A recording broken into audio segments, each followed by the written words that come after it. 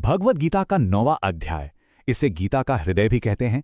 चलिए आज इसके शाही रहस्य को समझते हैं।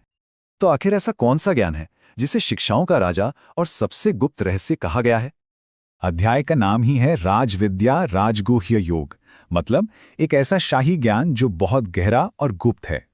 श्री कृष्ण कहते हैं ये ज्ञान कोई बोझ नहीं बल्कि आनंद से भरा एक शाश्वत मार्ग है।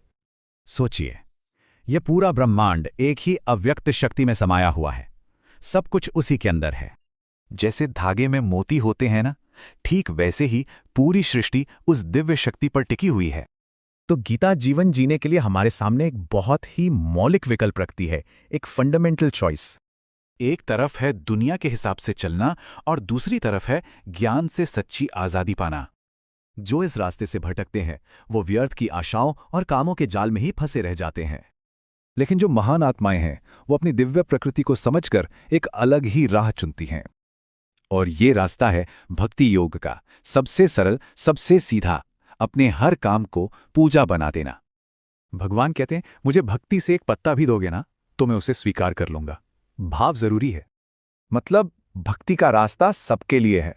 यहां धन दौलत नहीं, सिर्फ सच्ची नीयत देखी जाती है।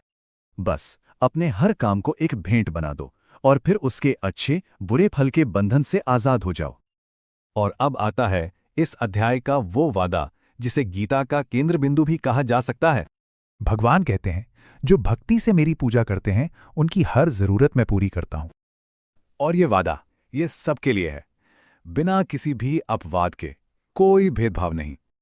यहां तक कि अगर कोई बहुत बुरे कर्म करके भी भक्ति में लग जाए तो उसे साधु ही समझना चाहिए। मतलब मोक्ष का रास्ता हर किसी के लिए खुला है, चाहे वो किसी भी जन्म या वर्ग का हो। तो सार क्या है?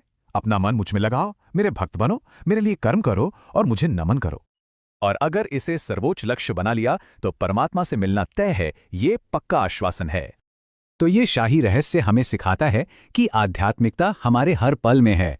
आज आप क्या अर्पित करेंगे?